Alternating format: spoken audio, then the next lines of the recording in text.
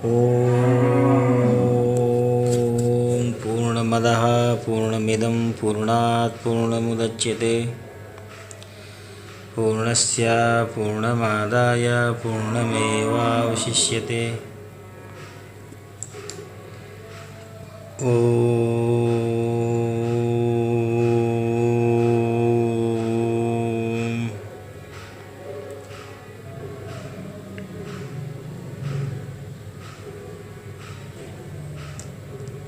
महाभारत में श्री युधिष्ठिर जी के द्वारा त्याग की महत्ता का प्रतिपादन किया गया है। धर्मानुशासन पर्व, जो कि शांति पर्व के अंतर्गत राजधर्मानुशासन पर्व आता है, उसके 26वें अध्याय में श्री युधिष्ठिर जी महाराज ने त्याग की महत्ता का प्रतिपादन किया है। युधिष्ठिर जी ने अर्जुन जी से यह युक्तियुक्त बात कही। उन्होंने कहा कि पार्थ, जो तुम यह समझते हो कि धन से बढ़कर कोई वस्तु नहीं है तथा निर्धन को निर्धनता से बढ़कर के कोई पाप नहीं है। बहुत से मनुष्य केवल स्वाध्याय यज्ञ करके सिद्धि को प्राप्त करते हुए देखे जाते हैं। तपस्या में लगे हुए बहुतेरे मुनि ऐसे हो गए हैं जिन्हें सनातन लोकों की प्राप्ति हुई है। ऋषीणाम समयम शश्वत ए रक्षन्ति धनंजया आश्रिताः सर्वधर्मज्ञा देवस्तान ब्राह्मणान विदुः। धनंजय संपूर्ण धर्मों को जानने वाले जो लोग ब्रह्मचर्य आश्रम में स्थित हों, ऋषियों की स्वाध्याय परंपरा की सदैव रक्षा करते हैं, देवता उन्हें ही ब्राह्मण मानते हैं। स्वाध्याय निष्ठान ही ऋषीन् ज्ञान निष्ठांस तथा परान बुद्धिर यथाम सततम चापि धर्म निष्ठान धनंजया।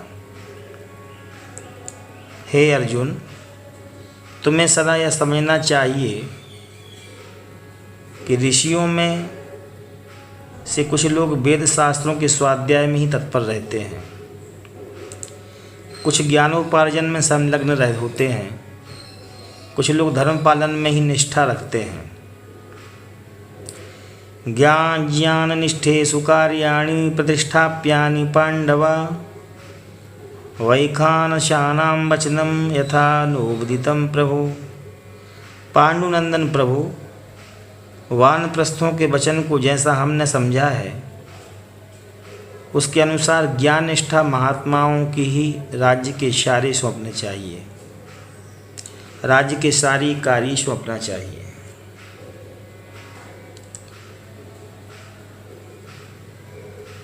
दान, अध्ययन, यज्ञ और निग्रह ये सभी बहुत कठिन है। भगवान श्री कृष्ण गीता जी में कहा है, यज्ञोदानम तपश्चैव पावनानि मनीषिणाम। और महाभारत के शांति राजधर्मानुशासन पर्व के 26वें अध्याय में कहते हैं कि अवाप्य तानि कर्माणि वेदुक्तानि धनंजया दान मध्यनम यज्ञिनो निग्रहश्चैव दुर्ग्रह। हे धनंजय, दान, अध्ययन, यज्ञ और निग्रह सभी एक जगह भगवान श्री कृष्ण गीता जी में उपदेश देते हैं और महाभारत में श्री युधिष्ठिर जी महाराज, धर्मराज युधिष्ठिर जी उपदेश देते हैं अर्जुन जी के लिए। ये परस्पर भाइयों के बीच में संवाद जो होता है, अर्थ, धर्म, काम, मोक्ष, जो कि भारतीय सनातन परंपरा में, भारतीय वैदिक वाङ्मय में चारों पदार्थों की महत्ता का प्रतिपादन किया गया है। क्रम से चारों भाइयों के बीच संवाद होता है। श्री अर्जुन जी, श्री भीम जी, श्री युधिष्ठिर जी, श्री अर्जुन जी, श्री नकुल जी, श्री सहदेव जी, और षष्ठम स्थान श्री द्रौपदी जी का है, वो भी श्री युधिष्ठिर जी से संवाद करती हैं।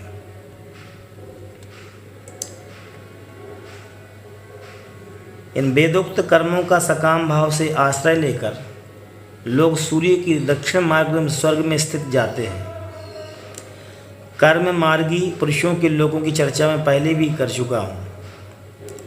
सूर्य के उत्तर में स्थित जो मार्ग है, जिसे तुम नियम के प्रभाव से देख रहे हो, यहाँ जो ये सनातन लोग प्रकाशित होते हैं, वे निष्काम यजन करने वालों को प्राप्त होते हैं। प्राचीन इतिहास को जानने वाले लोग इन तीनों मार्गों से उत्तर मार्ग की प्रशंसा करते हैं। वास्तव में संतोष ही तुष्टेर्न किंचित परमं सा सम्यक प्रतिष्ठति विनीत क्रोध हर्षस्य सततम सिद्धिरुत्तमा। संतोष से बढ़कर कुछ नहीं है। इसलिए हम सामान्य भाषा में सूक्ति के रूप में, सुभाषित के रूप में संतोषम परमम सुखम ऐसा कह देते हैं। तुष्टे न किंचित परमं स सम्यक प्रतिष्ठति विनीत क्रोध हर्षस्य सततम निसिद्धिरुत्तमा। संतोष से बढ़कर कुछ नहीं है। जिसने क्रोध और हर्ष को जीत लिया है, उसी के हृदय में उस परम वैभव रूप संतोष की सम्यक प्रतिष्ठा होती है और उसे ही सदा उत्तम सिद्धि की प्राप्ति होती है। इस प्रसंग में लोग राजा ययाति की गाई हुई इन गाथाओं को उदाहरण के तौर पर कहा करते हैं, जिसके द्वारा मनुष्य संपूर्ण कामनाओं को उसी प्रकार समेट लेता है जैसे कछुआ अपने अंगों को सब ओर से समेट लेता है, सिकोड़ लिया करता है। यदा चायम न बिभेति यदा चास्मान बिभ्यति यदा नेक्षति न द्वेष्टि ब्रह्म संपद्यते तथा। राजा ययाति ने कहा था, जब यह पुरुष किसी से नहीं डरता, जब इससे भी किसी को भय नहीं रहता, जब यह न तो किसी को चाहता है और न उससे द्वेषी रखता है, तब ब्रह्म भाव को प्राप्त हो जाता है। यदा न भावं कुरुते सर्वभूतेषु पातकं कर्मणा मनसा वाचा ब्रह्म संपद्यते तथा। जब यह मन और वाणी और क्रिया द्वारा संपूर्ण भूतों के प्रति पाप बुद्धि का परित्याग कर देता है, तब परब्रह्म परमात्मा को प्राप्त कर लेता है। यदा न भावं कुरुते सर्वभूतेषु पापकं कर्मणा मनसा वाचा ब्रह्म संपद्यते तदा। राजा ययाति ने जो बात कही है, श्री राजा ययाति जी अपने जीवन काल में संपूर्ण अनुभवों से गुजर चुके थे। उन्होंने धन, संपत्ति, ऐश्वर्य, अर्थ, धर्म का, मोक्ष तीनों का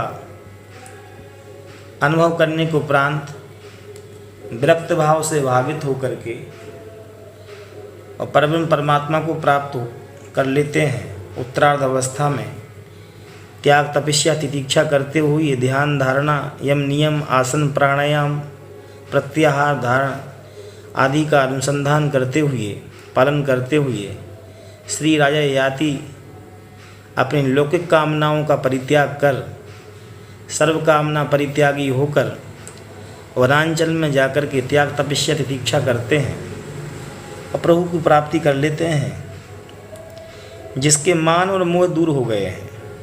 विनीत मान मोहश्चा बहुसंग विवर्जिताः तदात्म ज्योतिषा साधो निर्वाण मुक्पद्यते।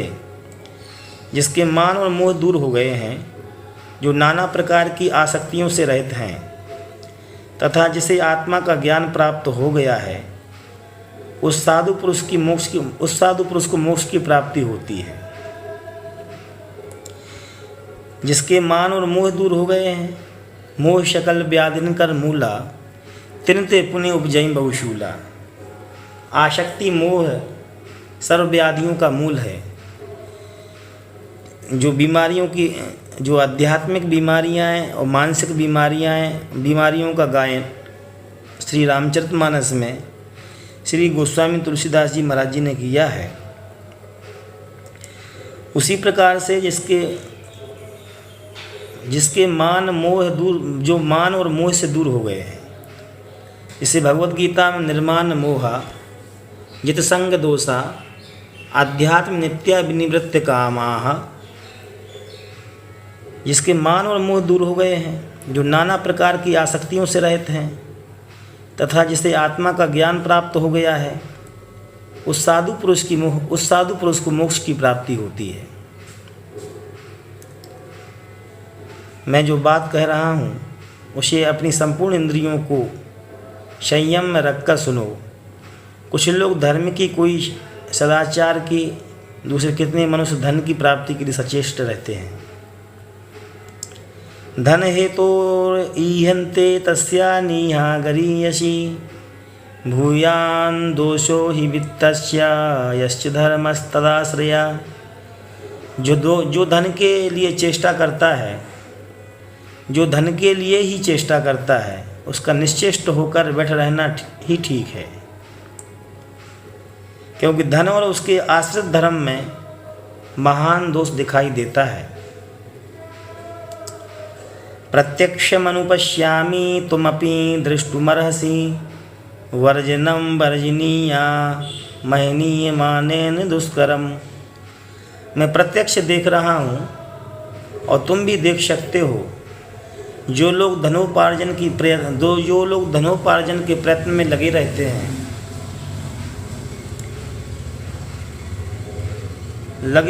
लगे हुए हैं, उनके लिए त्याज्य कर्मों को छोड़ना अत्यंत कठिन हो रहा है।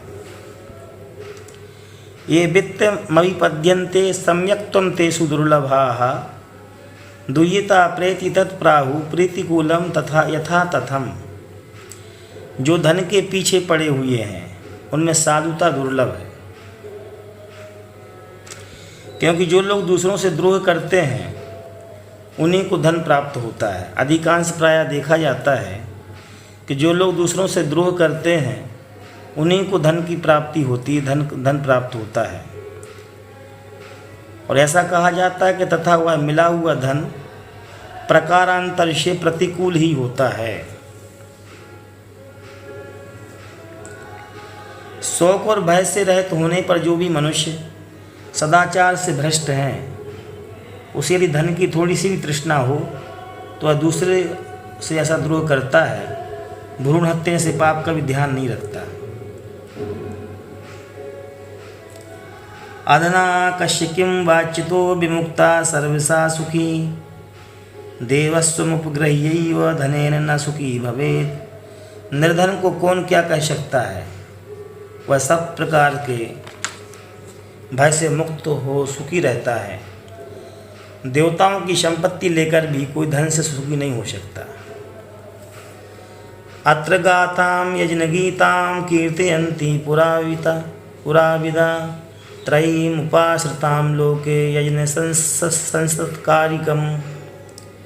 संस्तरकारिकम्। इस विषय में यज्ञ में ऋतुजी द्वारा गाई हुई एक गाथा है जो तीनों वेदों के आश्रित है। वह गाथा लोक में यज्ञ की प्रतिष्ठा करने वाली है। पुरानी बातों को जानने वाले लोग उसे ऐसे अवसरों पर दोहराया करते हैं। यज्ञाय सृष्टानि धनानि धात्रा यज्ञाय सृष्टा पुरुषो रक्षिता च तस्मात् सर्वं यथा एवोपयोज्यं धनम न कामाय हितं प्रशस्तं। विधाता ने यज्ञ के लिए ही धन की सृष्टि की है। यज्ञ के लिए उसकी रक्षा के लिए निमित्त पुरुषों को उत्पन्न किया है। इसलिए सारे धन का यज्ञ कार्य ही उपयोग करना चाहिए। विधाता ने सृष्टि यज्ञ के लिए ही धन की सृष्टि किस लिए हुई कि विधाता ने यज्ञ के लिए ही धन की सृष्टि की है। यज्ञ के लिए ही उसकी रक्षा करने के निमित्त पुरुष को उत्पन्न किया है। इसलिए सारे धन का यज्ञ कार्य में ही उपयोग करना चाहिए। भोग के लिए धन का उपयोग ना तो हितकर है और ना ही उत्तम ही है। एतत् स्वार्थे च कौन्तेय धनं धनवतां वर धाता ददाति मर्त्यभ्यो यजनार्थमिति विद्धि तत्। धनवानों में श्रेष्ठ कुंती पुत्र धनंजय, विधाता मनुष्यों की स्वार्थ के लिए जो भी धन देते हैं उसे यजनार्थ ही समझो। तस्माद् बुध्यन्ति पुरुषा न हि तत्कश्चिद् ध्रुवम् श्रद्धानस्ततो लोके दध्याच्चैव यजेत च। इसलिए ये बुद्धिमान पुरुष से समझते हैं धन कभी किसी एक के पास स्थिर होकर नहीं रहता। अतः श्रद्धालु मनुष्य को चाहिए कि वह उस धन का दान करे और उसे यज्ञ में लगाए। लब्धस्य त्यागमित्याहुर्न भोगम न च संचयम् तस्य किं संचयेनार्था कार्ये जायसी तिष्ठसि। प्राप्त किए हुए धन का दान करना ही उचित बताया गया है, उसे भोग में लगाना और संग्रह करके रखना ठीक नहीं है। जिसके सामने बहुत बड़ा यज्ञकारी यज्ञ आदि मौजूद है उसे धन को संग्रह करके रखने की क्या आवश्यकता है। जो मंद बुद्धि मानव अपने धर्म से गिरे हुए मनुष्य को धन देते हैं वे मरने के बाद 100 वर्षों तक विष्ठा भोजन करता है। जो मंद बुद्धि मानव अपने धर्म से गिरे हुए मनुष्य को धन देते हैं वे मरने के बाद 100 वर्षों तक विष्ठा भोजन करते हैं। अनर्हते यद ददाति न ददाति यद अर्हते अर्हान परिहारान दान धर्मेपि दुष्कराः। लोग अधिकारी को धन नहीं देते और अनधिकारी को दे डालते हैं। योग अयोग पात्र का ज्ञान न होने से दान धर्म का संपादन भी बहुत कठिन है। लोग अधिकारी को धन नहीं देते, अनधिकारी को दे देते हैं। प्रायः लब्धानमपि वित्तानां बोधव्यं द्वावितौ क्रमौ अपात्रे प्रीति पत्तिश्च पात्रे च प्रीतिपादनम्। प्राप्त हुए धन का उपयोग करने में ही 2 प्रकार की भूल हुआ करती है जिन्हें ध्यान में रखना चाहिए। पहली भूल है अपात्र को धन देना और दूसरी है सुपात्र को धन ना देना।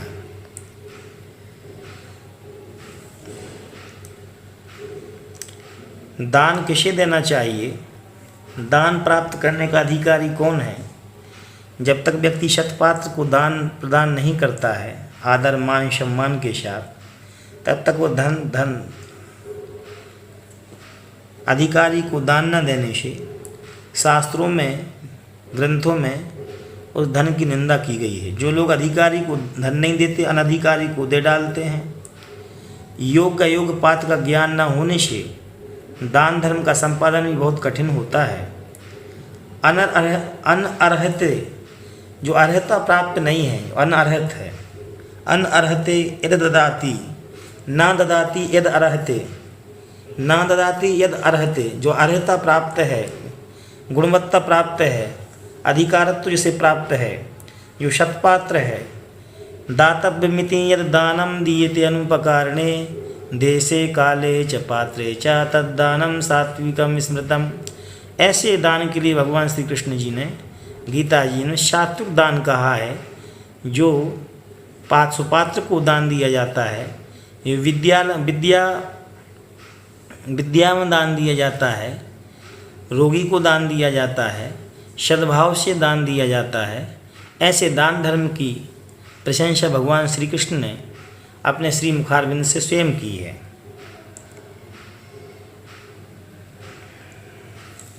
आज इतना ही। ओम